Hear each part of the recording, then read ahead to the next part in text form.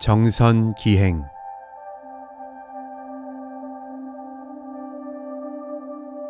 온 여름 내 울타리 밖이라곤 별로 나가보질 않았기에 좀 선선해지자 어디론가 방랑해보고 싶은 기분에 마음이 다소 들떴던 참이라 기독 청소년 계몽대를 데리고 정선에 갔던 C군의 권유에 고스란히 걸려들어 별 목적도 없이 강원도 정선회로 표현이 떠났다.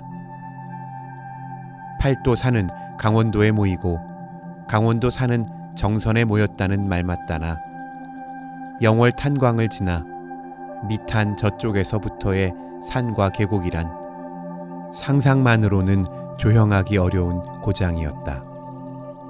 천산만학이 중첩한 틈바구니에 납작하게 끼어 사는 얼마 안 되는 인간들이란 마치 절벽에 억지로 매달려 자라는 악바리 나무와 같았다.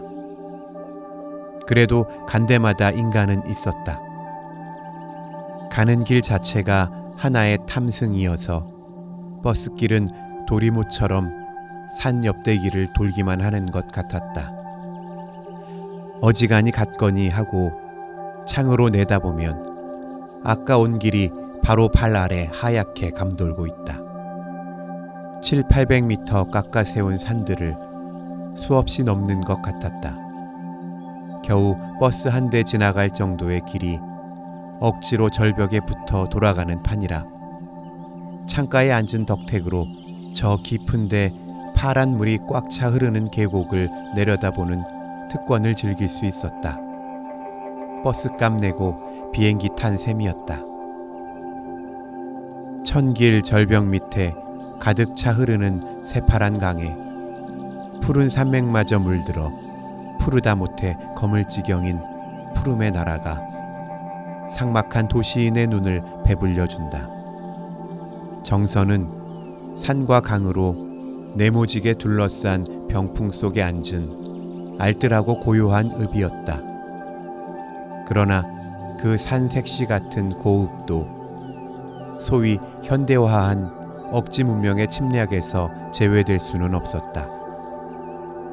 진짜 고요해야 할 산읍의 황혼을 앰프인가 뭔가의 거친 음향이 되는 대로 휘저어 놓는다. 누더기 걸친 어느 길바닥 여인 같은 무슨 회관에서 관람객 부르는 확성기 소리가 신경을 거꾸로 쓸어올리고 있었다. 하루는 북실리라는 골짜구니를 찾았다. 소위 모범 불악의 하나였다. 한 시골이 들어가 막바지 집에 들러 옥수수를 쪄달래서 그것으로 시장길을 뗐다. 그 집 주인은 40대의 경주 최씨로서 문벌에는 자신이 있다는 조였다. 그러나 여전히 순진했다. 이렇게 산 옆대기를 뒤져서 옥수수, 감자, 메밀 등속을 심어먹고 삽지요. 그래도 제 먹을 건 됩니다. 우리 뭘 압는 게요. 데몬지, 혁명인지 뭐 듣기나 했는 게요. 6.25 난리 때도 거저 여기서 우물쭈물 하느라니까 저절로 난리가 없어지대요. 그는 나타난 대로 말한다면 태고적 양민 그대로였다. 나무가 역사의 물결에 아랑곳 없이 한 고장에 뿌리박고 몇천 년이고 살아있듯 그들도 이 고장에서 그렇게 사는갑다 싶었다. 하룻밤은 정선 전씨 종갓집 주인이라는 중년 신사 한 분이 여관에 찾아왔다. 그의 말에 의하면 신라 어느 왕 때 판서로 지내던 그의 선조가 어쩌다 정선에 들어와 정선 전씨 조상이 됐다는 것이다. 그때부터 자기까지가 45대, 지금 뒤이어 자라고 있는 어린이들까지 따지면 50대째라는 것이었다. 정선 시조 이래의 분묘가 온통 여기 모셔있고 전국에 뻗어나간 가문의 종가고 보니 뿌리 깊은 고목 같아서 뜰 수도 없고 뜰 생각도 없다는 것이다. 자녀들은 서울 가서 출세하고 곁집들은 전국의 맘대로 흩어져 살아도 종가는 돌아가신 선조들과 함께 본고장을 지킨다는 것이다. 조상과 후손이 한 혈연 안에서 지금도 또 영원히 함께 사는 광경이 유구 그것이었다. 이렇게 꾸준한 마음의 뿌리를 유지하기 위해서는 무엇보다도 농업이 제일이라서 그는 흔들림 없는 신념으로 농사짓는 신사였다. 다음 날에는 덕울이라는 농촌을 찾았다. 청류가 절벽을 감도는 옆에 어쩌다 생겨난 나지막한 언덕바지에 20호가량의 농가가 강낭밭 속에 숨어앉은 아득한 촌락이었다. 국민학교 분교도 일제시대 때부터 있는 고장이라 훨씬 현대에 향응하는 분위기였다. 청년들은 마을에 더 나은 건설을 위해 활기띠고 일하는 성 싶었다. 청년회, 부녀회, 제향군인회, 협동조합, 4H 클럽 등이 한데 뭉쳐 활동하는 모습이 믿음직스러웠다. 우리는 귀로에 우연히 30 남짓한 우체부 한 분을 만났다. 하루에 몇 리씩이나 걸으시나요? 150리는 걷는 셈이지요. 그래도 다리에는 자신이 있는데 발바닥이 견디어내질 못하는 것 같아요 한다. 그는 안심인명에 사는 사람같이 명랑하고 무사한 표정이었다. 넉 달에 농구와 5켤레씩 신는다고 말했다.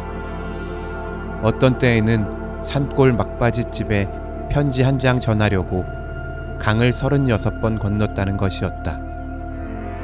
월급은 한 달에 3,200원이고. 그러나 그의 이야기에서 우리는 털끝만한 불평의 뉘앙스도 찾아볼 수 없었다. 이렇게 소식 전하는 선량한 전달자는 숭고하고 갸륵하다고 느낀다. 그날 저녁녘에 우리는 다리 없는 사천강을 맨발로 건너 정선에서 철도 길 닦는 국토건설단을 찾았다. 전남 분들이었다. 마침 저녁 식사 시간이라 지게로 밥과 국을 날라다 놓고 일터에 둘러앉아 배급에 분주한 판이었다. 그 내무반에는 우리를 아는 사람이 하나도 없었다. 그들은 우리가 어떤 인간인지 판단이 안 가서 잠옷 의아한 모양이었다. 어디서 오셨나요? 서울서요. 무슨 공사 청부 관계로 오셨나요? 아니요. 이런 문답이 오가는 동안에 저쪽에서 아마 감독 책임자인 모양인 젊은이가 다가오더니 지금 식사 시간이니 저리 가시오 한다. 미상불 퉁명스러운 명령조였다. 밥은 통밀이 한 절반 섞인 것 같은데 한 사람에게 한 양재기 포담아 조금 평면보다 불룩할 정도요. 장국은 무슨 푸성귀로 건더기를 넣은 것 반 양재기. 거기에 통조림이 2사람에 하나씩이었다. 다음 내무반에 들르니 거기에는 아는 청년이 한 분 있어서 반겨주었다. 제3건설단인 여기에도 대학 졸업생이 반수 이상이고 그 중에는 박사들도 섞여 있다는 것이었다. 중고등학교 교사가 제일 많고 각양 요직에 있던 30대 사람들이라 한다. 아침 5시 기상. 역사를 마치고 자리에 눕는 것은 밤 9시. 무엇보다도 중노동과는 인연이 먼 체질을 갖고 힘에 벅찬 책임량을 다한다는 것이 체력과 심리에 무서운 중압이 된다는 것이었다. 그리고 둘째로는 의료시설이 거의 없다시피 된 고장에서 병난 때의 고통과 불안이란 상상 이상이란 것이다. 진짜 병들어 쓰러져도 시종 나일론이라고 신임해주지 않는 데는 정말 슬퍼진다는 것이다. 그래서 아프면서도 억지로 노동을 계속하다 지쳐 쓰러지면 그것이 막판인 경우도 있고 그렇잖아도 평생 골병이 들 것 같아서 걱정이라 한다. 아닌 게 아니라 몇 사람을 내놓고는 그 체구나 안색이 중노동에는 견딜성 싶지 않았다.